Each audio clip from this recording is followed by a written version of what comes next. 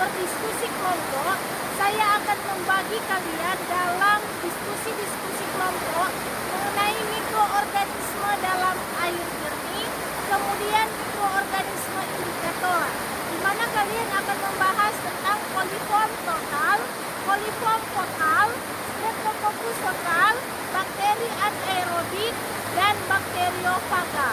Kemudian saya akan melakukan penilaian tentang keaktifan kalian dalam mata kuliah ini. Dan selanjutnya kalian akan melakukan post test. Topik pertemuan kita di saat ini adalah aspek dan peranan mikroba dalam lingkungan air. Mikroba sebagai indikator kualitas air.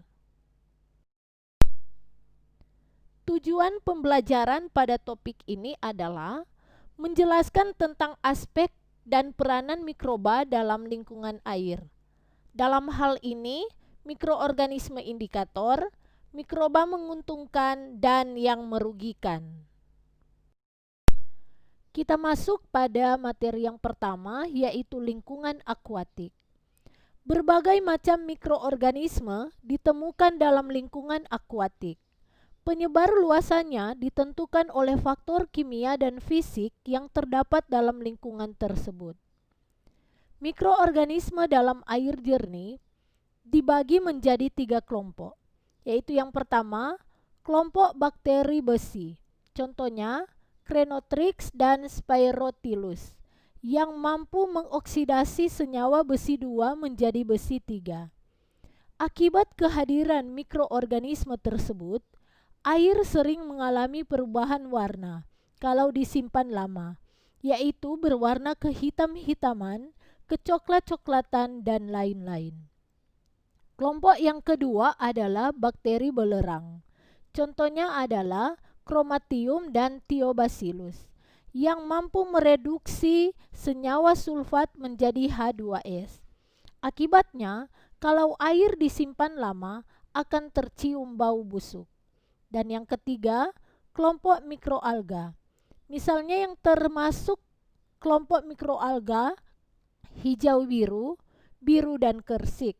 Sehingga jika air disimpan lama di dalamnya akan nampak kelompok mikroorganisme yang berwarna hijau, biru, atau kekuning-kuningan, tergantung dominasi mikroalga yang terdapat dalam air serta lingkungan yang mempengaruhinya. Selanjutnya, bagian yang kedua adalah mikroorganisme indikator.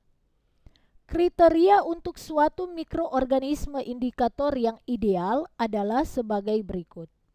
Pertama, anggota mikroflora intestinal hewan berdarah panas.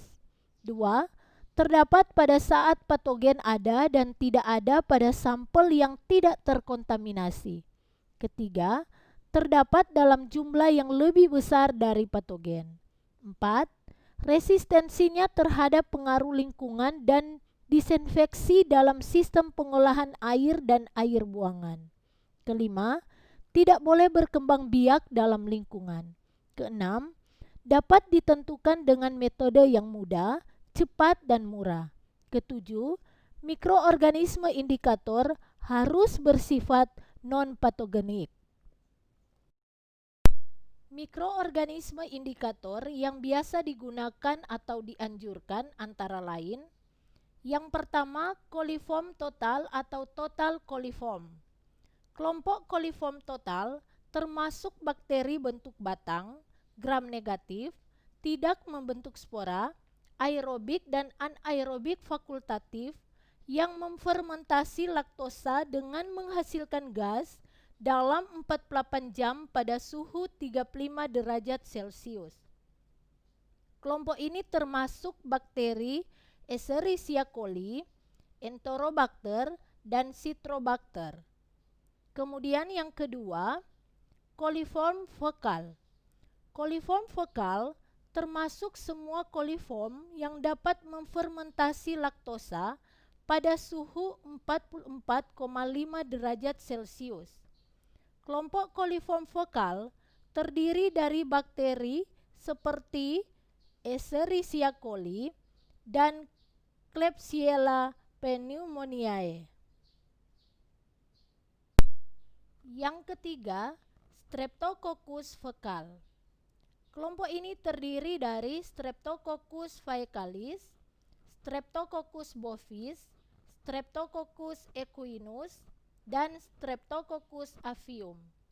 Sejak kelompok bakteri ini menempati saluran intestinal manusia dan hewan berdarah panas, maka kelompok ini digunakan untuk menentukan kontaminasi fekal dalam air. Kemudian yang keempat, bakteri anaerobik. Bakteri anaerobik yang tetap dipertimbangkan sebagai indikator adalah Clostridium perfringens. Mikroorganisme ini merupakan bakteri bentuk batang, pembentuk spora, gram positif anaerobik yang menghasilkan spora jika terdapat tekanan lingkungan dan disinfeksi. Kemudian yang kelima, bakteriofaga. Bakteriofaga sama dengan virus enterik, tetapi lebih mudah dan lebih dideteksi dalam sampel lingkungan dan ditemukan dalam jumlah yang besar dibanding virus enterik dalam air limbah dan lingkungan lainnya.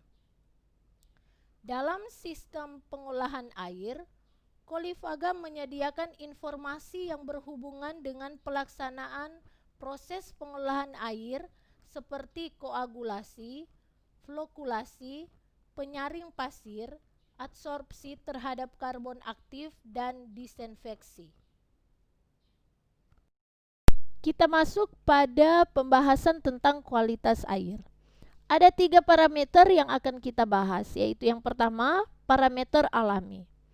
Kehadiran mikroorganisme, dalam hal ini bakteri dan mikroalga, dapat digunakan sebagai mikroorganisme parameter atau indikator alami terhadap kehadiran pencemar organik. Contohnya adalah bakteri Spirotilus, Anabaena, dan Microcystis. Kemudian ada juga dari mikroalga kersik, yaitu diatom dan bakteri coli. Parameter yang kedua adalah kualitas biologi. Ditentukan oleh kehadiran dan jumlah bakteri coli di dalamnya. Secara umum, berdasarkan sifat kimia, fisik, dan mikrobiologi, maka kualitas air akan ditentukan berdasarkan keperluannya. Dan parameter yang ketiga yaitu kualitas fisik. Dianalisa dalam penentuan kualitas air yang meliputi kekeruhan, suhu, warna, bau, dan rasa. Bahan-bahan yang mengakibatkan kekeruhan air berdasarkan sifat pengendapannya dapat dibedakan dalam 2 jenis, yaitu yang pertama, bahan yang mudah mengendap atau settleable. Yang kedua, bahan yang sukar mengendap atau koloidal. Bahan jenis pertama dapat dihilangkan dengan proses-proses pengendapan atau sedimentasi dan penyaringan atau filtrasi. Sedangkan yang kedua hanya dapat dihilangkan dengan proses flokulasi dan koagulasi yang diikuti dengan proses sedimentasi dan filtrasi, di mana diperlukan penambahan bahan kimia atau koagulan ke dalam air.